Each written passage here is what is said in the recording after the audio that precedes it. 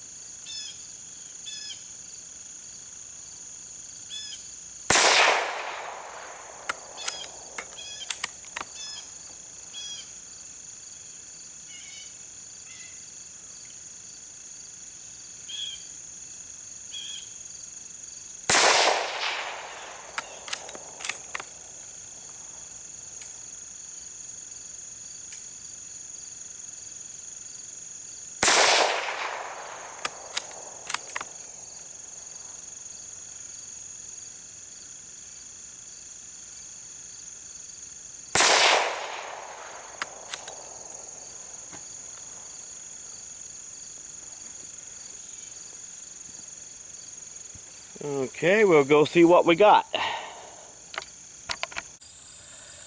Well, there's what we've got. All 5 of them. 3 of them's in a nice little cluster there, and a couple more that's just a little high.